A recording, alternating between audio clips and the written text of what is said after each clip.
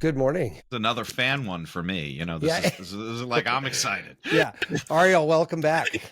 Thank you. I love Joy and having pleasure you. to be here. Yeah. And as we were noting there, we won't have birds this time, but just to finish that story real quick. So every morning I'm doing Muse. I'm in my family room. The windows are wide open and I can't tell sometimes between the birds coming out of my iPhone and the birds coming out of the window. And it's very, very, very weirdly almost the exact thing sometimes. So I was laughing this morning. I'm like, is that me getting another bird or is that outside? I can't tell. And I'm laughing. I'm like, well, we'll sort this out in a couple minutes. You know, it's super weird. The other day I'm treating somebody and I have like ambient music in the background and the bird tones that are associated with your first soundtrack were coming through on the radio. And I'm like, wait a minute, like feeling my head going, I'm at work. Yeah. So that's funny for this morning. So how you been, Ariel? I've been wonderful. I love this idea of, when Muse becomes real life. And the idea is that you practice with your Muse device so that when you're then in the real world, you can start to notice your thoughts, your feelings, and bring in the experience you have. We didn't anticipate people would start noticing the birds, but sure. I mean, that's also a positive quality. You've become more attuned to listening to what's in your environment. You've become more aware of the bird sounds outside your window. I would call that a big win. Yeah, I agree. I think it's funny because I have kids that are getting older now, and I'm always like, hey, you got to be present, right? Like this iPhone that you have stuck to your face is not going to do you good. And they roll their eyes and everybody hates me in the house because I'm like always yelling, get off your phone, get off your phone. I watch people walk into traffic, it's like, are you... Yeah. Come on, man. You're crossing the road. At least pick your head up for this part. Yeah, right. Right. But you're right. There is I found a bumblebee on its back today on the sidewalk while I was walking around my neighborhood. And it's like, they're not big, and how many people would just zip past that thing, I'm on a call, but even on a call, I was like, oh, look, this detail hit me out of nowhere. And I righted the ship and he was stuck. He couldn't go anywhere. And I'm like, all right, well, I feel like I did a good deed today, but I think according to physics, they're not supposed to be able to fly. Right. So, Ariel, we haven't been able to play with your new toys yet, unfortunately. I ordered it, but I don't think I got the first batch. I think mine's coming in a couple of weeks. We are back ordered. So people who pre-ordered have gotten them already. Okay. And we are anxiously awaiting every shipment that comes in. We got a lot more orders than we anticipated. Oh, that's exciting. Good problem. Yeah. So the volumes that we'd initially, spec'd in terms of pre-ordering all the components, turns out that we needed to have made a whole lot more of them than we did. So not to turn this into a giant political conversation, but has this tariff situation kind of put a dent in things or not really? So the tariff situation has been a little terrifying. Unintended. Why have I not heard that yet? That feels like a natural. So obvious. That seems like you would hear that 24/7 on every news channel. Yeah. Heard it here first. You can run with it. I literally have not heard that. That's just a weird thing. I'm like, oh, that seems natural. It's right there too. It's not really something you got to dig for. No. So it's been terrifying. We started the one morning with 37% tariffs, went to 127, then 147. And then the next day learned that we wouldn't have any of those extra tariffs and we're back down to 27. Come on. It's like kabuki theater over here. It's ridiculous. It always amuses me where they're like, China hates us. And China's like, we're not doing anything, but if you start. Yeah, right. Oh man. So we're back down to zero, I think, right? No, we're not back down to zero. So we have 27% more than we used to. All right. And so we've added $8 at checkout, which actually doesn't account for all the tariffs. So we're still absorbing the additional tariffs, but it's only 27% extra tariffs, not 140. Yeah. We actually, not related to this at all, but I have another company that sells products in the cannabis accessory space. And we have now lost our second manufacturer that has basically we can no longer make stuff. So wow, take care. Including one of the top 5 vaporizers on the market. right? Like, and so, they sell in a substantial amount of volume, and it's really just unfortunate. And that's just who we have right now. I mean, I suspect there's probably a dozen more teetering right now. Yeah, we've been really lucky. We've been with the same manufacturer for more than a decade. Perfect. So, we've been to the factory many, many times. My staff has slept next to the factory many times. And so we are able to build, upon that relationship and build upon the kind of goodwill that we've created together. And they also have manufacturing facilities in Malaysia. Okay. So for a long time, we've talked about moving to that facility because the other facility also does medical devices. So, we have good supply chain and good plans for long-term stability. Got it. So we're in a pretty good place. But yes, it's been terrifying. Yeah. Wow. Well, so I'm curious because I haven't had a chance to play with it yet. Like, can we talk a little bit about the new one? Like, what's new? Pretty exciting. Like, what's going on with this thing? Okay, the new device is incredibly, amazingly, super awesome. I'm grabbing around to get one. So it looks just like the same Muse S that you're familiar with. Mm-hmm. First of all, does everybody in the audience know what I'm talking about? I think by this time, Tom and I talked If anybody has listened to this show for more than 2 episodes, they've definitely heard us talk about it. Yeah. But if you want, I gotta get a new band. I don't know if my lack of hair puts too much oil on these bad boys, but I log miles. I'm not lying. So it's a lot of miles. So just call us or email us to get a replacement band. Yeah. So really? Because I just bought one. It should be today, actually. Buy it off the website. Perfect. Yeah, because in the Muse S Gen 2, the band on the ears, it was state of the art when we came out with it 3 or 4 years ago, but it does degrade over time. And so the new Muse S Athena does not degrade at all. I can crumble it. No way. I can smush it. I can do this. That's very cool. Yeah. So we moved to a brand new sensor technology that washes well, wears well. And so far we haven't been able to wear it out. And it's funny, I have Tom's opposite problem. My hair has gotten much longer over the last 2 years. And I feel like he rubs that in. Yeah. Now. If only he could rub it on, the head. So I'm kind of doing this a lot. The shittiest thing is my father's 74, jet black, long ponytail. That's funny. Wow. Actually, male pattern baldness genetics come from your mother. And my mom keeps saying, "Oh, my dad just had a high forehead." I'm like, "You told me he died when you were 5." He died a decade younger than I am. Right. I don't think he had time for the full retreat. Yeah. Right. That's funny. So I have the opposite problem. I'm like kind of jiggering it around. I got to move my hair out of the way. I feel like it might be easier for me to wear a hair tie to I get great signal. Yeah. Ponytail. Yeah. Ponytail. Exactly right. I haven't done that yet. Yeah. Just the ponytail makes it really easy. Perfect. Okay. So the new device is, as I've said, I'm looking for another version of it. I have you have all the prototypes there too. I have all the prototypes here. Wow. I mean, I would expect your house is littered with these things. It is. Yeah. Right.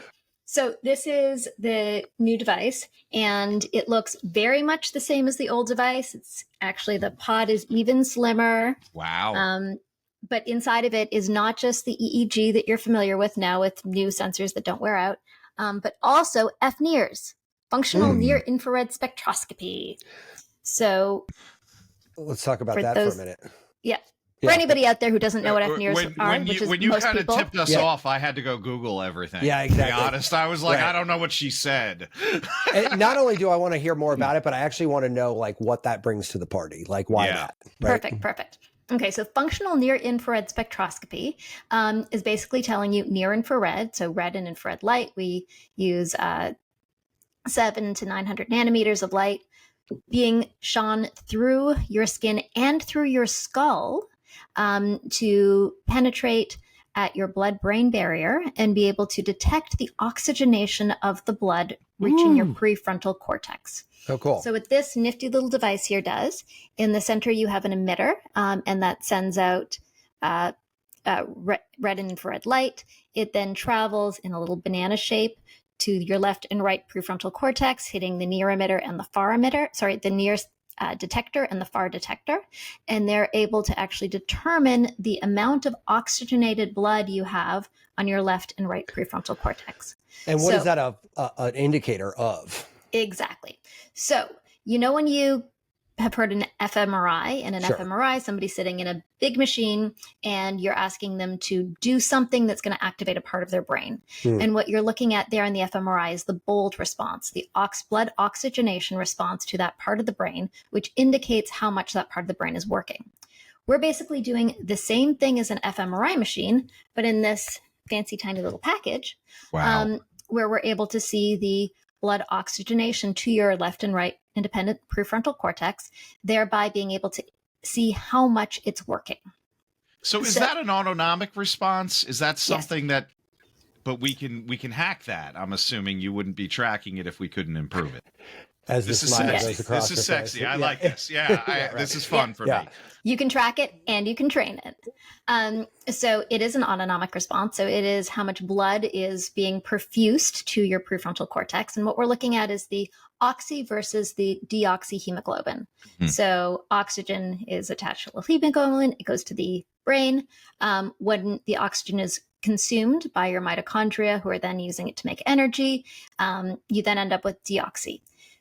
You then get a new rush of blood coming in because, hey, we have no oxygen. We need some more oxygen. You have more oxygen coming in. So you have a percentage of oxy versus deoxy, meaning I've used some up and there's more rushing to me now. And then as you use up that oxygen, it becomes deoxy. So by looking at the percentage of oxy and deoxy, we can both see how much blood and oxygen your brain is demanding, because when it works more, it then demands more. And we can see how much of it is being used. So it's not just that it's like floating past being unused. We can actually see how much of it has been utilized by your brain. And this is important because your brain requires oxygen to create energy to work. So you want the parts of your brain to be demanding oxygen and working. You want them to be working efficiently. You don't want it to over demanding oxygen. But when you start training it to ask for more oxygen, you're giving it more nutrients, you're giving it more of the substance that makes the energy in the brain, and you're then enabling it to become stronger, to have greater endurance, to be able to perform more effectively. And so, okay, sorry, Matt. No. I want to know the 1,000 questions. Yeah, right? I want to know. I want to kind of nibble at the interplay between what you're doing now with like Alpha Peak and stuff and that. Is this just sort of like a more nuanced, more razor sharp version of that? Or are these different measurements? Just another variable? Totally different. Yeah. So with the EEG, we're able to look at your electrical signals in your brain. With the blood oxygen, it's a totally other vision, a whole new lens into the brain. And so we have these two technologies that are looking at completely different things. It's like looking at blood pressure versus cholesterol or triglycerides or glucose, two different mechanisms, both that are important for measuring and training for your brain. Is that getting tracked during sleep too? You still have the sleep tracking during that. Can you see things like whether or not that lymphatic system is working? Is this something that you can see through blood flow? That's what you're referring to in the brain is the glymphatic system that flushes your brain. So I don't know if you can see glymphatic effects. Try saying that 8 times. They put a G in front of the word and passed it off as something else. Effects. Half the words we say on this show, we're like, God damn it. I'm not sure if I said that right, but I'm not going to say it again. Yeah. I'll say it again. Glymphatic effects. Yeah. I'm not sure if you can see the glymphatic effects. Okay. It was the if in that made it so hard too. I'm not sure if you can see the glymphatic effects using your Athena Muses. Okay. Feels like you're like saying a line out of Hamilton or something right now. I mean, it's like you're just like going, yeah. Okay. So the sort of base question was, do we use the FNIRS during the night? So we have in here both the PPG signal. Okay. So we're looking at your blood pulse throughout the night as measured from your forehead. We also have a brand new sensor in here that detects SpO2. So SpO2 is looking at the oxygen perfusion in your vasculature peripherally, whereas the FNIRS is actually looking at the oxygen perfusion at your brain. So the SpO2 is able to detect hypoxia throughout the night. So it's looking at how saturated your blood oxygen is.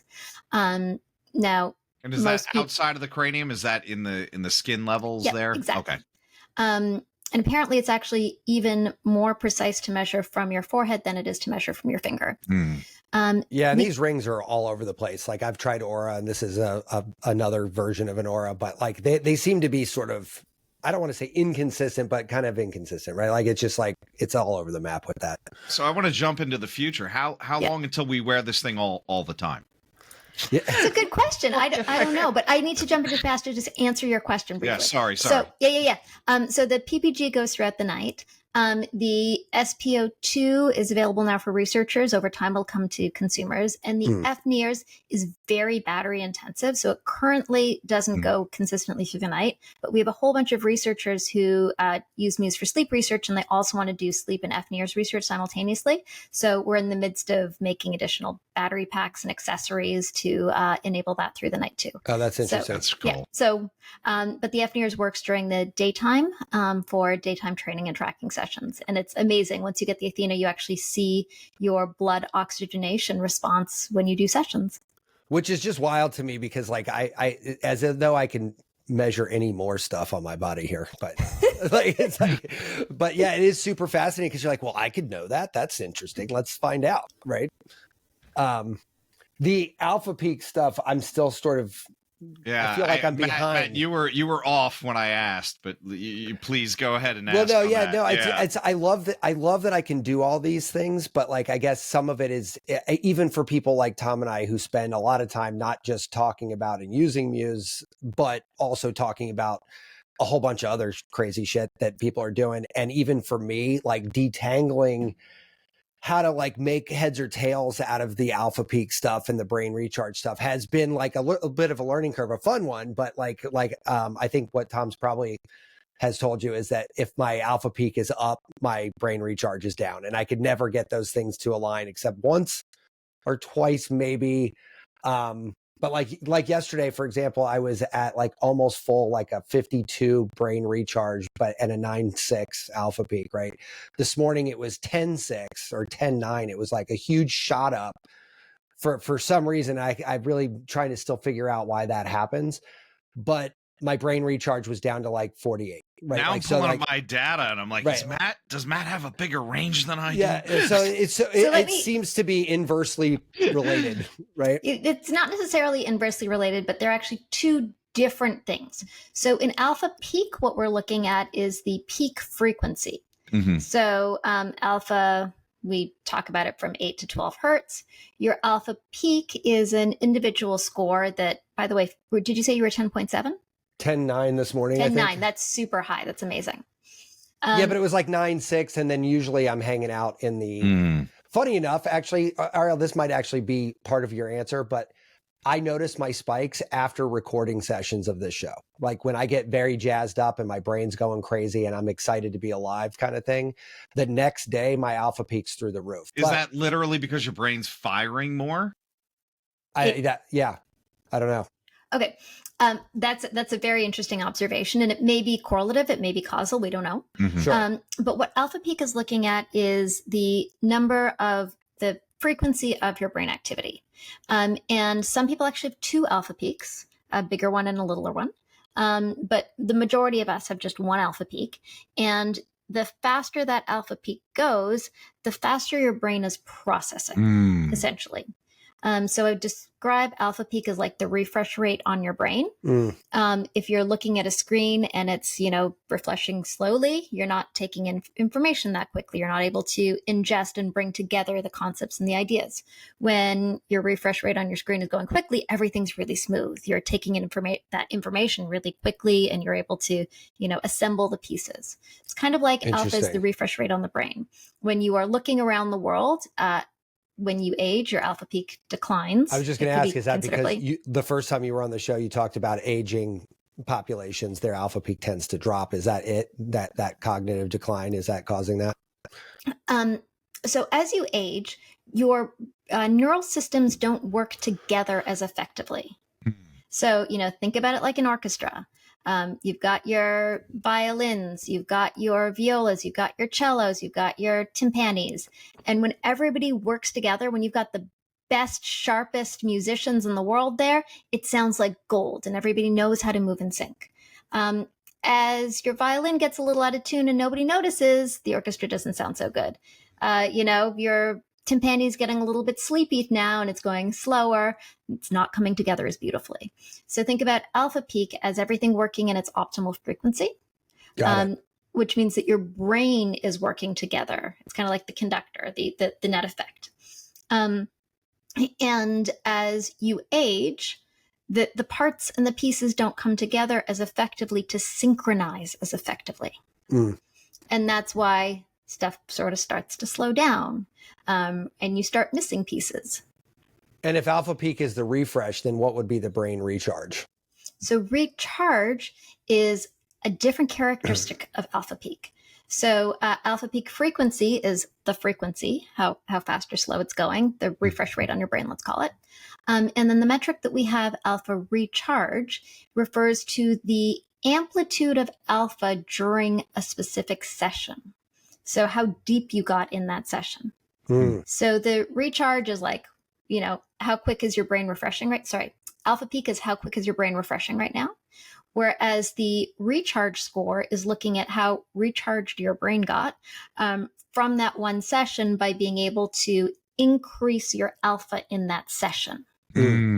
So when you're able to be really in the zone, you're able to be really there, you're deep into it, all of your brain comes together in this alpha and gives you a lot of alpha, not a faster frequency, but more amount of your brain in alpha simultaneously, then you get a higher recharge score. Interesting. So that is funny. I mean, and you can kind of see that's the last 3 days. So my alpha peak is just gone dunk, dunk, dunk. Like I'm telling you, every week it's almost identical, right? Monday starts really low. Tuesday's kind of flat. By Wednesday, Thursday, Friday, it's just a straight up ladder. Well, I haven't looked at the pattern. I got to start looking at the pattern of it now. That's interesting. Is your sleep different on those days? It's not. I do microdose fairly regularly now, and I've noticed that my alpha peak the day after a microdose session is significantly higher. So I microdosed yesterday, and now today my alpha peak was 10.9. I mean, it shot through the roof. And again, I've always kind of assumed that there was a connection between those things, and I wasn't really sure. But I over the last several months, I've noticed that that's pretty consistent. Okay, well, try doing a really hardline experiment about it, and vary the days. So try it on try microdosing on a Saturday and a Sunday, or on a Sunday and a Monday, since you tend to have low alpha peak there. I think it's not one or the other. I think for me, it's a combination of when we have a show, we've had a really good luck of guests over the last just brilliant people. Really. Yeah. Like these people are very, very intelligent, very great to talk to. The topics are very engaging, and it lets Tom and I sort of exercise a piece of my brain that I don't get to play with in other areas of my life. And I feel like there's like a tight corollary to that as well. So it's a little hard to peel these off. I'm not smart enough to design an experiment that does this the right way, where I'm like, all right, we'll record a show and microdose and put the, I don't know. It's a lot of confounding factors. Yeah. But I do see those are the two control variables in my life, I think, that affect my alpha peak. Very cool. And very cool that this doing a show, and, you probably get a little nervous where, you've got a little increase in cardiovascular activity that happens as a result of it.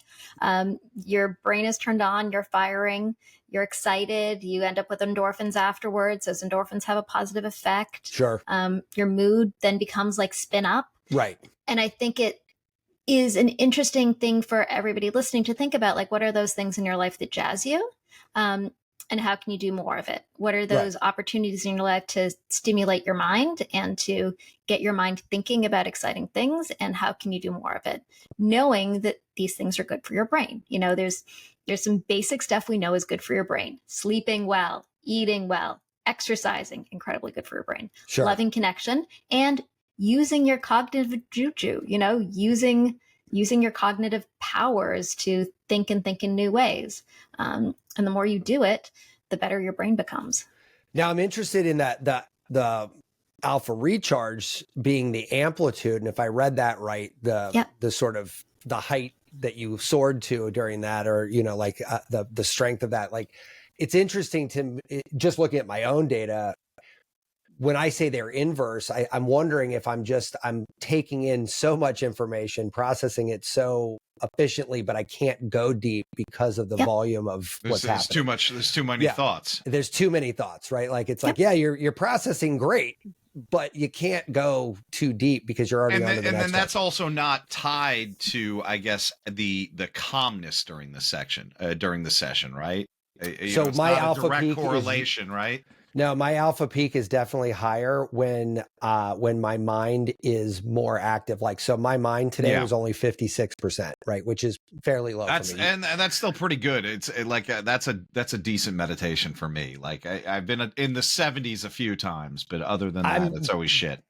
I'm more regularly, like when my alpha peak is in like 8-9 range, like down lower, you can almost guarantee that my mind is in the 70s. It's like, but my birds are also very low when my alpha peak goes up. So I only had 69 birds, which is low. Like usually I'm hovering around 100 plus or minus 5, 10, right? He's not bragging or anything. He kind of is. No, I'm saying like, I'm talking about the correlation. How long were you meditating? 2 hours? 20 minutes. 20 minutes. 20 minutes sounds about right. Yeah. So that's what I'm saying. Like, but I've done this so many times that I know that like, if I look at, cause that when you get out, the first thing you see is that chart, right? You're like, okay, oh, look, I had 10-9. I can almost tell you where the rest of those numbers are going to be based on that one metric. Like almost how it feels now, right? Yeah, right. I know. I'm like, okay, like, I can tell you was good. This one wasn't.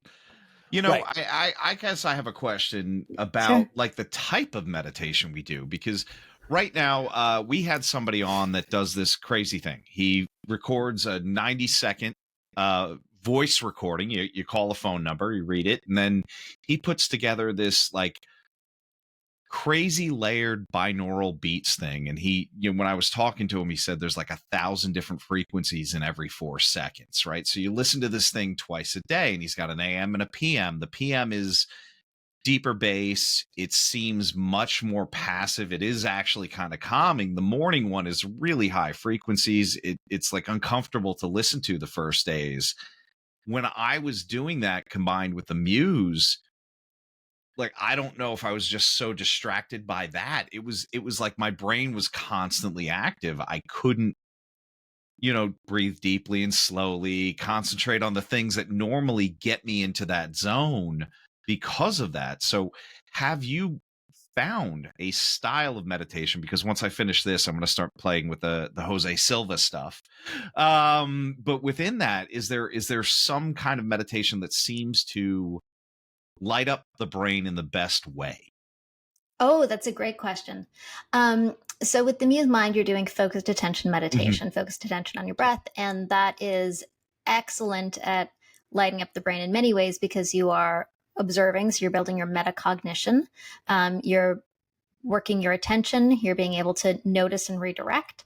And you are simultaneously increasing your alpha activity and bringing your brain into sort of one cohesive state. So that's a great meditation style.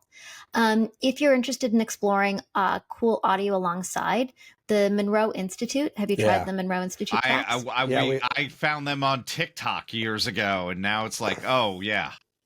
Yeah, so we collaborated with the Monroe Institute to create an amazing like 3D sound experience. So for anybody who doesn't know, Monroe Institute makes layered frequency tracks that purport to shift your brain activity, and they feel amazing. They passed on doing our show, so if they're listening, they politely declined. They're like, these two idiots. We can't have our name tarnished. We no, they do some great stuff, and we've done we've talked about them. I'm going to do a retreat there. I think I see that coming in the near future.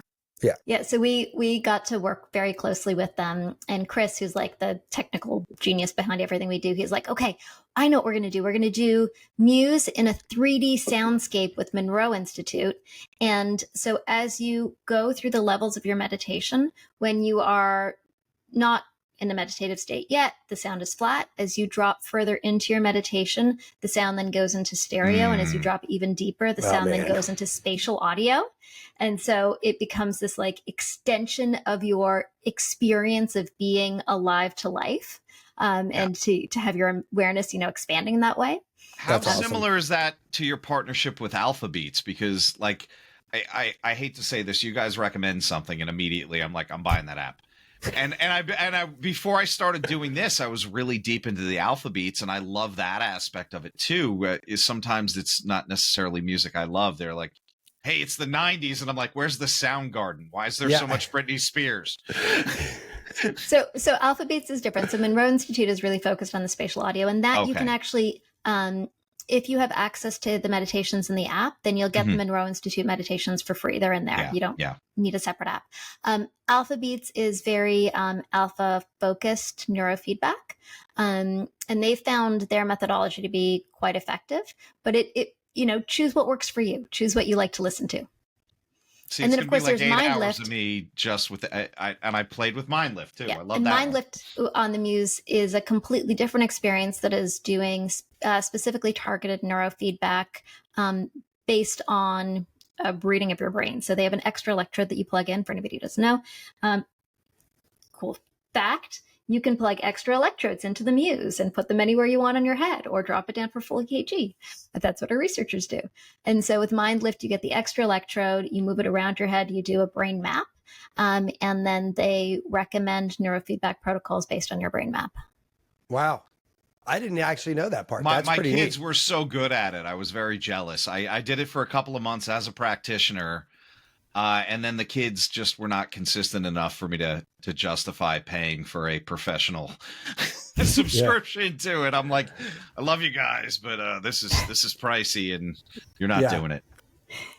Yeah, if it's pricey, just stick with the Muse app. I mean, it's been amazing. You guys have so many features there that it's kind of crazy to see how it's evolved over the years. Because I think I've been using it since 2017. Yeah, what are you at now, Tom?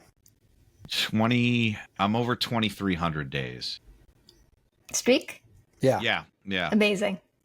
Yeah, it's crazy. And then I broke a 243-day streak because I didn't end up where I was doing a proposal and I finished work at literally 12:02 a.m. and I went to go Muse and I was like, God damn it. I was like, I missed it literally by 90 seconds. Moving the sessions to the morning solved that, because I was like literally in that. And there's been days where I woke up and I'm just like, if I somehow die today, at least I got this in. I got this in, yeah. I usually do it in the morning. What's going to happen when I step out of this house? Yeah. But well, that day I just kept your streak. Yeah. That day I just had so much going on, and I knew all day, I'm like, I got to do this. And I just kept like, okay, one more email, crap, this call came in. It was just one of those days, and I was like, oh. So now it says longest streak 243. It's like mocking me. You're going to get on at 11:59. You're like, I'll just do 1 minute. Yeah, right.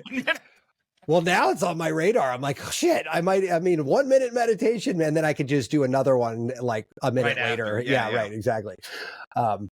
So this new one sounds really interesting. Like, I guess you guys must be lit up with research people looking at this now, because you have a significantly expanded capacity on this thing, I would imagine. It's wild. So with the Muse S, we really started to expand our sleep. So Muse has always been used as an EEG research tool.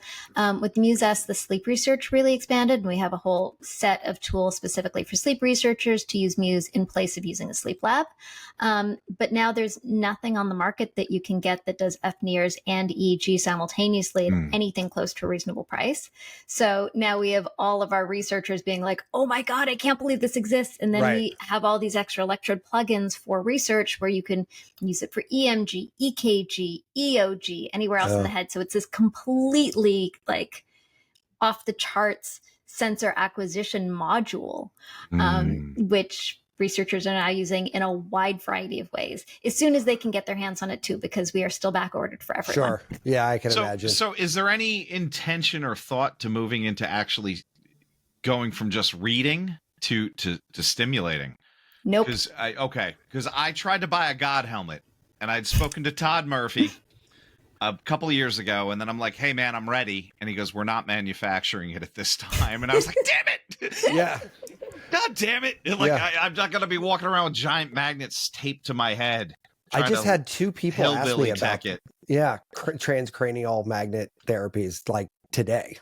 So, well, I mean, there's what Fisher Wallace or something has one, but this one specifically was to put you into altered states of consciousness. Yeah. I want to see the aliens. Ariel's like, I got one right here. Hold on, let me go. That's actually one tool that I don't have in my toolbox. But my friend Jay Sanguinetti is making focused ultrasound, and originally his work with Shinzen Young, and they were really looking at stimulating parts of the brain with focused ultrasound that create sensations of spiritual interesting enlightenment, non-dual experiences. What was his name again? Let me Google. Jay Sanguinetti, Sanguniti. And so he actually has a new company that is building focused ultrasound tools. That's totally amazing. The devices are not yet out on the market. Cool. He pops right up. University of Arizona. Yep. All right. I can recommend him as a guest to you if you'd like. Yeah, I would love that. Yeah, he would be totally perfect. I'll hook you up with Jay. He's wonderful. And if you can tap Dr. Cody, he passed on us too. Yeah.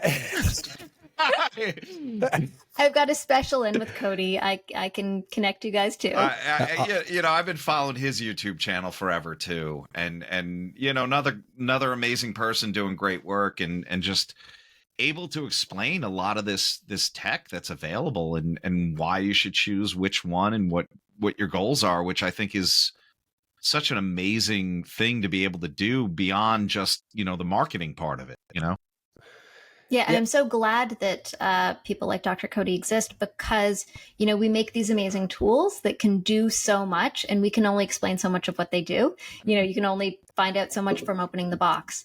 And once you get into conversation, you start to realize, you can use it in this way, and you can use it for that. And so these kinds of conversations are actually really key to help us unlock more of what the tools can do for our brain. And what I said earlier is exactly that too, is like, when you find, oh, look, Ariel's got this cool toy over here and I can do X, Y, and Z. I didn't even know why I might want to know that information, but now I do. And now Jay's got this thing over here that's a completely different set of information. What the hell does that mean? I don't know. But when you start peeling it back, you could actually make changes, like real positive changes, right? And that's the end goal, right? How do we improve our health? Yeah. Yeah, well, one of the guys asked me about this morning about the transcranial stuff. It has tinnitus in both ears because he was trying to cross the street a few years ago and a fire engine turned on its horn at full blast. In front of him. Right in front of him. And he's got 24/7 tinnitus now. And so he's on the prowl for anything that'll help. And somebody said, we found that using this transcranial magnetic thing, and I guess it's a PEMF technology or something like that. But again, in a certain spot has reduced it in some people. So of course he's chasing it down, but like, I don't know that I would have ever thought of that, right? Like, I could put PMF waves into my head to stop my ears ringing. I mean, it's not like a direct line, but if you know enough of these things, you're like, well, what can I do? And to your point, it's like a big experiment. That's just so weird. I literally had my old gym coach, my powerlifting coach goes like, hey, can acupuncture help with tinnitus? And I'm like, depends. Sometimes yes, a lot of times no. Right. So Ariel, what are I'm just curious, like, of the I know we got a limited time with you too. We do. Yeah. How are you on time? We good? I got to jump pretty soon. No, perfect. Okay. All right. Well, then let's wrap it up. Let's get a final question in maybe. Yeah. Go. No, I guess the only thing I wanted to know was really this is, of the researchers that have lightened you up, like what's one that is like the most exciting to you or the most novel to you? Pick your direction. That's a good question. Oh, okay. So there's a very cool line of research going on now with sleep and sleep stimulation. So we're working with a number of researchers who are stimulating during sleep in a variety of ways. So we work with Ken Powler. He's a lucid dreaming researcher, and we have a protocol to enable lucid dreaming. We work with several different researchers who are doing this, and it is deep sleep stimulation on the delta. So when you're in deep sleep, you have an increase in delta waves. If you stimulate on the upswing of the delta, so delta is sort of 1200 to 1500 hertz, or 1200 to 50, it's a slow wave. So 1200 to 1500 hertz is a fast wave. That's not what I meant to say. Delta we is very, very slow. It takes 1.2 seconds to go up and down. It's very, very slow. And when you stimulate on the upswing of the delta, you can actually enhance your delta frequency, thereby potentially increasing the amount of deep sleep you have and demonstrating positive memory effects the next day. So we have a whole suite of researchers who use Muse to do real-time delta sleep stimulation. And then we have another set of researchers who do things like targeted memory reactivation. So you learn something during the day while a tone or a sound is played. And then at night, you sleep. And when you went to REM, they replay that tone or sound with the intention of enabling greater learning of that thing the next day. So it's called targeted memory reactivation. An experiment so far seem to indicate that it works. That's really cool. That's wild. I'm wondering, have you ever heard of Somnivore? We have a friend who's using psychedelic states. Yeah. That's Dr. Similar Jack. stuff. Yeah. Cool. I've not heard of Somnivore, but that's a fun name. Maybe we'll have to put you in touch with him. Ariel, I mean, thank you so much for coming back. We loved having you anytime, but your new device is super cool. And I can't wait. Unfortunately, we don't have it in our hands just yet, but we will have it soon and we will play around with it. I can't wait for that. Where do we want to send you? Just, cap it off. Choose Muse? Just choosemuse.com. Just go to the website, choosemuse.com. Order your Athena. You'll get it eventually. I have a feeling it's well worth the wait. Yeah, right. I can't wait. Tip, we have more opal in stock than carbon. It comes in 2 colors. Opal the carbon fabric is back stocked, so opal it is, yeah. Yeah. No, right. My kids are old enough now where it won't have syrup fingerprints on it or anything like that. So cool. No, they get my Muse too. That's the one I let the kids use. Yeah, right. Yeah. That's funny. All right, thank you so much. Enjoy your weekend, guys. Pleasure as always. My absolute pleasure. I look forward to you experimenting with your Muse. And so, there's this cool new experience called the Athena's Owl. So you focus on the owl and you make the owl fly. And the faster the owl flies, the more oxygen you have coming to your prefrontal cortex. You're doing prefrontal cortex neurofeedback, training your brain to increase its oxygenation of the left and right prefrontal. And as you do it, the owl flies faster and faster. And research has demonstrated that this kind of prefrontal cortex neurofeedback can significantly enhance your prefrontal function. So now we're going to do a podcast episode. We should have led with that. Yeah, we're going to do an episode where Tom and I are flying owls now. That's going to be the next thing. There's no way in hell I'm doing that in front of a camera. That owl's not moving. That owl's not moving. It's just a dead owl. Yeah. It's going to fall off the branch. All right, guys, take care. Thank you so much. It's a pleasure. Be well. Be subversive, irreverent. Health is wealth, but you knew that. Everybody knows that. But so is following us on social media at Irreverent Health. And check out our website for more exclusive content at irreverenthealth.com. Oh, I like this. Thanks for tuning into this episode of Irreverent Health.